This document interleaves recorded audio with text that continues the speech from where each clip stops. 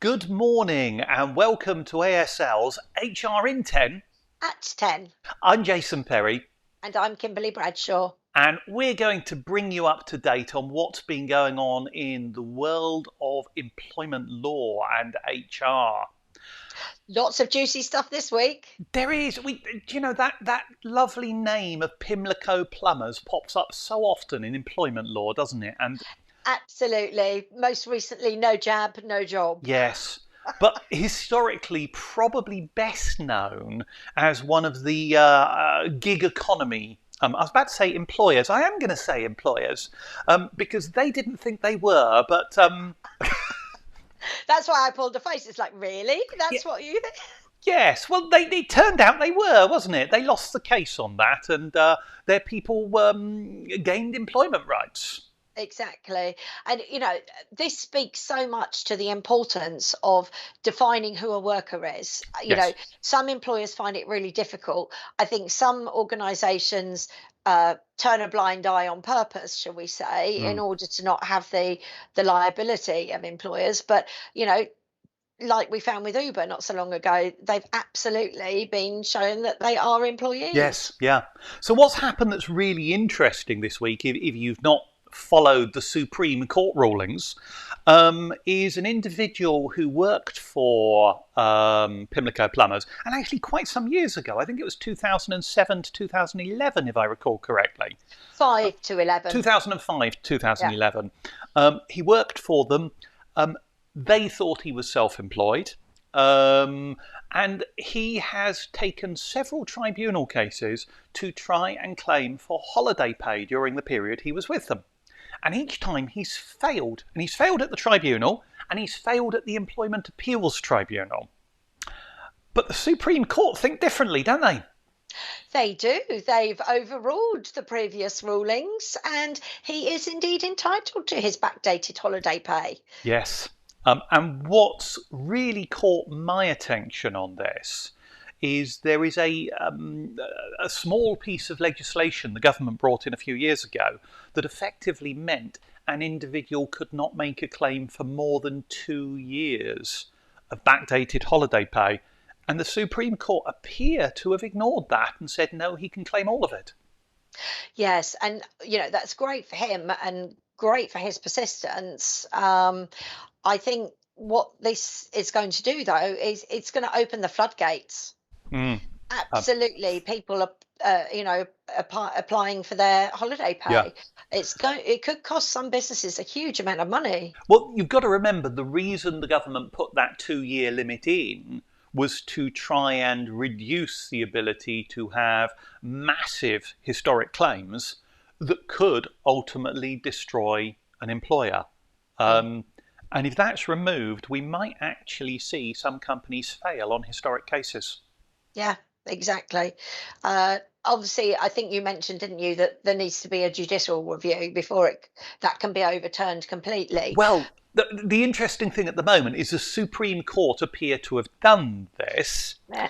Um, in order, the question now, arguably, is the government's 2 year restriction legal? And in order to decide whether a government law is legal, I understand, has to go to judicial review. So Mm. it's quite a complicated piece, but a really interesting one to watch for anyone who's interested in law, and particularly employment law. Absolutely. Landmark case, Yeah. this one, So as we had a landmark case last week. a few of them at the moment. So in terms of this, mostly affects people who are, shall we say, trying to use people on a self-employed basis or a worker basis when they ought to be employees. But do you think it's got any consequences for employers? Well, yes, it absolutely does. There's so many different things. And actually, what was going through my head when you were saying that was, there's a very clear list of who is, it goes back to what I was saying about who are workers and who are not. Um, you know, an employee is deemed to be an employee. They don't have to be employed, but if they're using company vehicle, wearing branded goods, having an Mm. email address, that kind of thing, So that's what There was are a going through range my of mind. tests, yeah, Yeah. yeah. But the interesting thing is, for somebody who is, let's say, legitimately employed, they believe they're an employee, the employer believes they're an employee, they normally get paid holiday pay. If they don't take all their holiday pay, has this changed anything, do you think, about their ability to make a claim? Because I think there's something in there, when you read the wording of it, about helping to make sure that all your people know that they're entitlement to take holiday. And if you don't allow them to take holiday, I think this has opened up claims there potentially as well. Yes. Do you think it'll make any difference to, just a thought on the spot, to companies saying that if you don't use your holiday within the calendar year, you lose it? I don't think it will, but that also I just popped into my Yeah, mind. I don't think it will, because that's kind of written into the face of the working time regulations, because Yeah. it's not let's say a paid benefit, it's a use it or lose it entitlement for health and safety, as it were. So I don't think that's at risk, but I think if you prevent people from taking it, or you don't communicate to them, share with them fully what their rights are to take it, I think there could be a risk. Yeah. So I'm going to pop that favourite phrase up there: employee Employee engagement. engagement. Get that right. None of this comes to hurt you, and I think that's the key thing there. It's our favourite word, isn't it? It is. Should we do more on that We could. around benefits and Let's reward? yes, let's talk about the employee engagement you can achieve with the right benefits and rewards package. Yes. I mean, before we go into that, I want to preface it with some research. I think it was by Gallup, quite a few years ago Mm, now, and they um, surveyed what employees most rated in terms mm, of their benefits and reward, and then what employers thought their employees rated. And salary was something like first, second, or third for what employers thought employees wanted. For employees, it was 14th. yeah, and it's dropping, isn't it? It is. Yeah, it Um, is. it's interesting because I still think it's the big one people look at when looking to apply for a job or looking to get hired. I think it's still one of the key markers there. But we've seen so much over the past year about how companies or how individuals value an employer that cares about the environment or cares about the mental health and well-being of their people.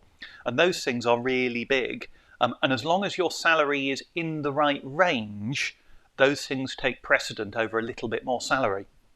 Yes, I mean, I think the reason we brought it up today was the survey by MetLife of Mm, 1,200 of their employees, and found that half would be happy to reduce their pay in exchange for tailored benefits. yes. And, benefits can be quite a cost-effective Mm, way of becoming an employer of choice very much. and improving engagement. So, I think that's really important for employers to look at going forward. Yeah, and it's finding the right benefits, and that word tailored was in there, and it's working out what your people want, and it's going to vary based on location, Mm, age, range, mm. so many other factors, isn't it? So how do you start to get this one right, Kimberly? Well, for me, it's talking to your employees and finding out what it is they want. Um, Employee engagement. Funnily enough, yes, look at and then, having collated that data, what are the things that are possible? Mm, We know quite a few benefit providers who offer some great solutions. indeed. Um, but you can't please everybody. So again, it goes back to employee engagement and say, well, we could offer you cash back on things like doctor's appointments or opticians, but we or glasses or mental health counselling, Mm, whatever it is. But unfortunately, we couldn't fit gym membership in there, and yeah, this is why. yeah. So, provided you talk to people, they'll because if you ask them and then don't tell them, Mm, that's almost as bad as not asking them in the yeah, yeah. first instance, isn't it? Yes. And this survey said, was it 74% said they'd work harder if they Yes. had Yes. individualized benefits? Yeah, and I think for an awful lot of people now, working in town centres, for example, something on travel or car parking would probably be a really big one when you look at how that's changed in just a Yeah. few short years. Exactly, and also those that have a lovely office in a remote area, or a an industrial estate type thing, business site. They don't necessarily have lunch options, so Yes. maybe you could organise for somebody to come around with a Yeah, yeah, sandwich cart. yeah. There's so many things you There can are. do. Do you know about, pre-COVID, we ran a seminar at the Sussex Exchange on an employer of choice. Perhaps we should revisit that when we actually get back into real world meetings and take that one all over again. But And that actually feels like a possibility for about the first time in two I years, know, doesn't doesn't it it? just? Yes. But for now, HR in 10 has been going for 10 and a half. So I think we've done enough for today, Kimberly. Excellent. Well, goodbye. Look forward to seeing you all next week. Thanks for watching. See you next week. Bye bye.